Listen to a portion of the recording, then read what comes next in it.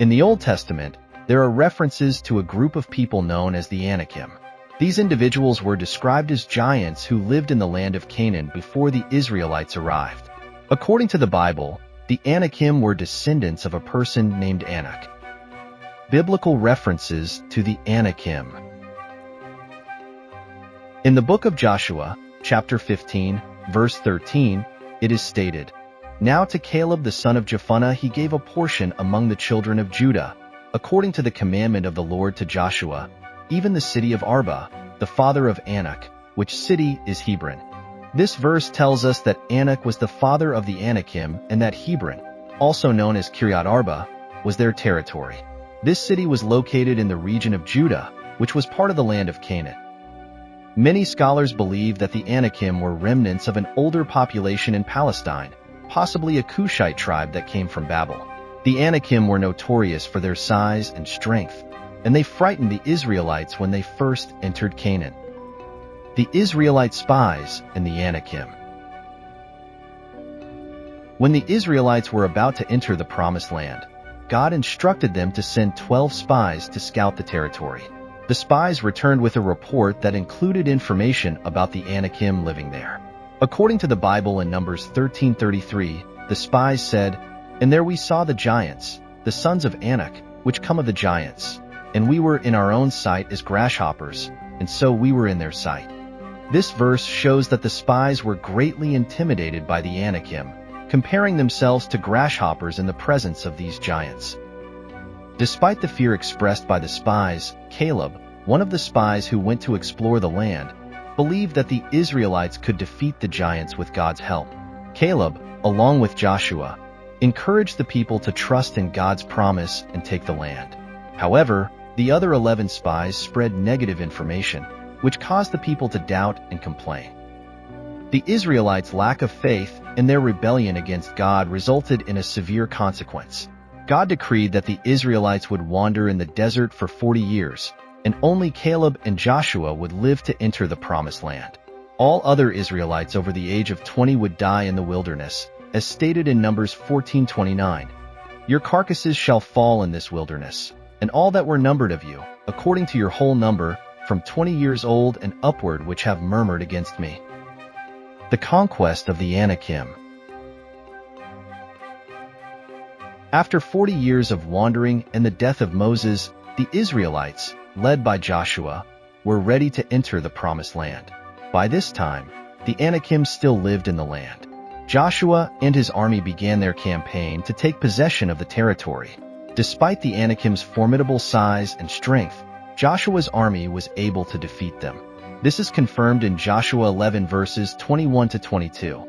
"And at that time came Joshua and cut off the Anakims from the mountains, from Hebron, from Debir, from Anab, and from all the mountains of Judah, and from all the mountains of Israel. Joshua destroyed them utterly with their cities.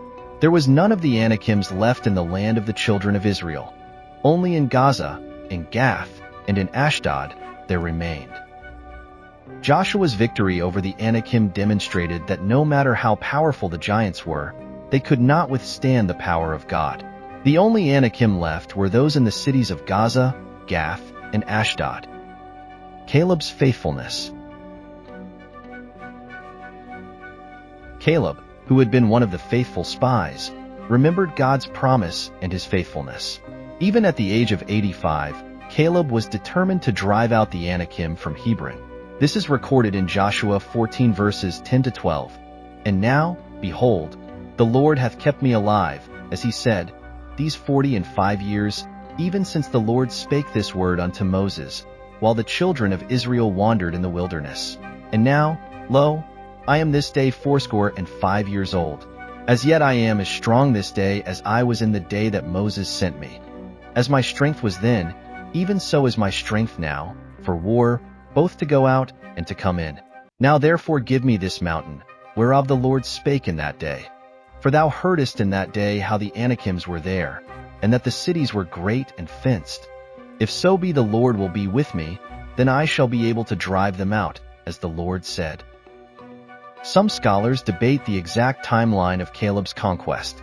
One view suggests that Caleb defeated the Anakim while Joshua was still leading, as mentioned in Joshua 11. Another view holds that the giants reappeared after the initial battles, and Caleb drove them out once again. Regardless of the exact timeline, Caleb did indeed drive the Anakim out of Hebron and took possession of the land. The Anakim and the Nephilim. The name Anakim is thought to derive from a Hebrew word meaning long neck, which could suggest that they were notably tall. The Anakim were believed by some Hebrews to be descended from the Nephilim, a group mentioned in Genesis 6 verse 4. There were giants in the earth in those days, and also after that, when the sons of God came in unto the daughters of men, and they bare children to them, the same became mighty men which were of old, men of renown. The Nephilim were considered to be powerful beings who existed before the flood. Moses' encouragement and warning. Moses emphasized to the Israelites the challenge of conquering the land, including the Anakim, who were described as giants. Despite this, Moses assured them that God would fight for them and lead them to victory. In Deuteronomy 9 verses 4-6, Moses told the people, "After the Lord your God has driven them out before you, do not say to yourself, 'The Lord has brought me here to take possession of this land because of my righteousness.' No, it is on account of the wickedness of these nations that the Lord is going to drive them out before you. It is not because of your righteousness or your integrity that you are going in to take possession of their land, but on account of the wickedness of these nations, the Lord your God will drive them out before you to accomplish what he swore to your fathers, to Abraham, Isaac, and Jacob. Understand, then, that it is not because of your righteousness that the Lord your God is giving you this good land to possess, for you are a stiff-necked people." Moses warned the Israelites against thinking that their own righteousness was the reason for their success. Instead, it was due to the wickedness of the Canaanite nations and God's promise to their ancestors. The Israelites' Rebellion. Despite Moses' encouragement, the Israelites rebelled against God's command. They feared the Anakim and refused to enter the land, as described in Deuteronomy 1 verses 26-28. "Notwithstanding ye would not go up, but rebelled against the commandment of the Lord your God. And ye murmured in your tents and said, Because the Lord hated us, he hath brought us forth out of the land of Egypt, to deliver us into the hand of the Amorites, to destroy us. Whither shall we go up? Our brethren have discouraged our heart, saying, The people is greater and taller than we. The cities are great and walled up to heaven. And moreover, we have seen the sons of the Anakims there." The Israelites' lack of faith and their rebellion resulted in God's anger. He decreed that the current generation would not enter the promised land, and they would wander in the wilderness for an additional 38 years, as stated in Deuteronomy 1 verses 34-39. "And the Lord heard the voice of your words, and was wroth and sware, saying, Surely there shall not one of these men of this evil generation see that good land which I swear to give unto your fathers, save Caleb the son of Jephunneh. He shall see it, and to him will I give the land that he hath trodden upon, and to his children, because he hath wholly followed the Lord. Also the Lord was angry with me for your sakes, saying, Thou also shalt not go in thither. But Joshua the son of Nun, which standeth before thee, he shall go in thither.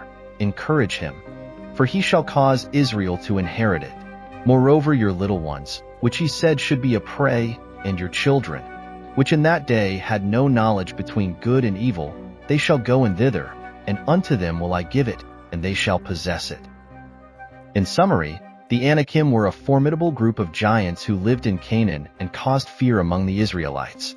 The Israelites' disbelief and rebellion against God's promises led to their 40 years of wandering in the desert.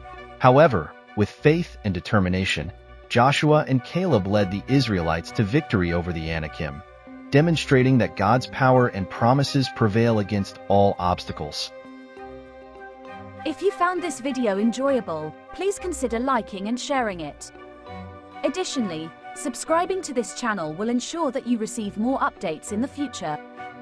Thank you.